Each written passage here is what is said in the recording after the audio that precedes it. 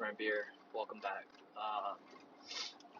I had a client, and we just started putting together the Strong Body Blueprint, and the base of what we do is just not. It's not just about you know uh, what to eat or working out or anything like that, or even the body. It's to use and install better ways of thinking so that you get better results out of everything that you do. And so one thing that, he was saying was he's concerned, or he's really not concerned is not the right word, but really eager to add workouts and the training and all that. And I give, two things to start off with. Okay, just two. And we don't move on until we master or dial those pieces in. And I'm going to tell you why. And this is the thing that trips up a lot of people, because they're so busy trying to do more and add more stuff, and they have not mastered the fundamentals or the basics. And so, and the basics and the fundamentals are things that will actually get us closer to what we want. So I want to really slow down and emphasize this. There are very few things that will move you closer to what you want, okay, in any given area. Um, in the case of fat loss, there is maybe two things that you can focus on, and if you do, you will get pretty much all of the fat loss you want, okay? And so we started off with that, which is, hey, you're gonna track how much you're eating. We don't even have targets to start off with, because a prescription without a diagnosis is malpractice. So we first just track. We're not even worried about actually hitting any targets, because even that right there is skipping steps. Okay? All I want to do is I just want to track. I just want to get in the habit of tracking, and also that's going to tell me how much I'm eating. Okay? So and then tracking your weight. So you track how much food you eat. You try to eat things that are easy to track, and then you track your weight. That is it. And, so he wanted to jump into working out and training and all that. And I said, that's all good. If you do that, that's great. But, do not let that be or happen at the expense of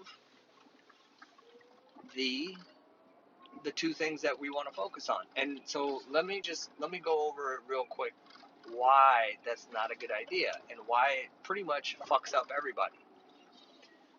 Okay. The reliability and certainty of us getting a result in any given system, right? And a system is just a bunch of pieces that are put together to produce a desired result. Okay, we gotta. It's important for us to have the same definitions. So a system is something we put together with a bunch of different parts and pieces that will, when put together, will give us some type of result, right? Or should move us in closing the gap between us and the desired result. In this case, fat loss. Now, the reliability of the system is dependent upon the product. And now we're talking math here, okay? The product of each of the components. So if you have 7 different pieces and each of them have a 50% reliability, you do the math, okay, 50 times 50 times 50 times 50, you will get a very small number, right? And so the point of that is the total system reliability will be actually very low, because you only have 50% reliability in any of those parts. Now, on the other hand, let's say you have 99% reliability of a piece, and then you add a second piece to it and a third piece that also that have, let's say the second piece has 50%. So right off the bat, you took your system reliability down to like 50%, a little bit more than 50%, because you take 99% times 50%, and that's your system reliability. Okay. Now the thing is, I don't want to add any components to the system, because the more complexity I add, the less likelihood that I'm going to get the desired result. Plus, I have more things to manage.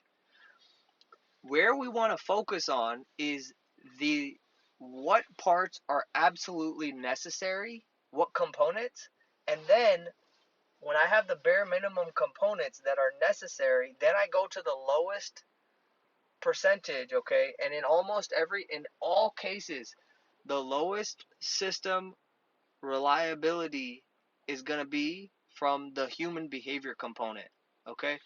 A great example of this is, let's say,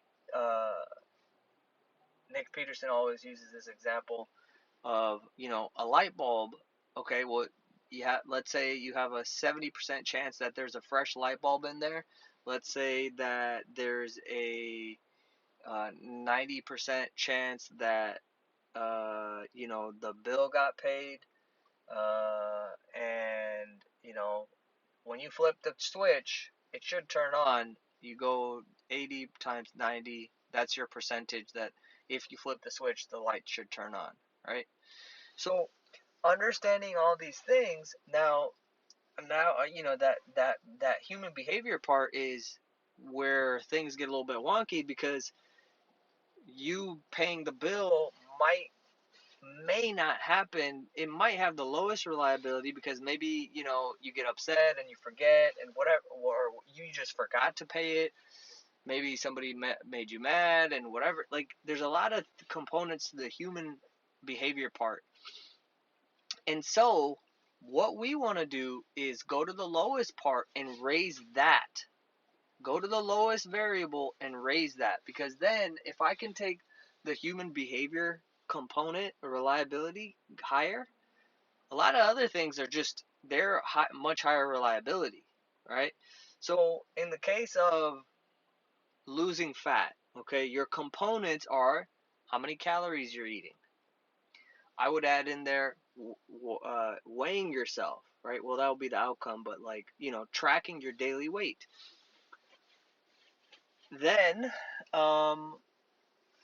it would be walking 10,000 steps. You actually doing any of those things is the most volatile, or like, that's the place where there's a biggest chance of the reliability to drop, right? And so if I can just do that and bump it up, make sure I track my weight and I track my food, and I can do that consistently, I will, number one, I'm going to get the results that I want. But number two, I'm not adding different things that actually don't get me closer to the goal, which is fat loss. So it's very important, because if you add in, oh, I'm going to add in workouts. Okay, well, workouts are not actually going to make you lose any more fat. Okay, they're not going to, but they are, now you're adding another component, right? Not to say that you should not do workouts, but they're not the component to add at this moment, right? You add it later, once everything else is dialed in. Let's say somebody wanted to add in, like, a lot of times people want to add in meal timing. They want to add in supplements. They want to add in, blah, blah, blah. Like, they want to add in fasting. They want to add all these different things in, right?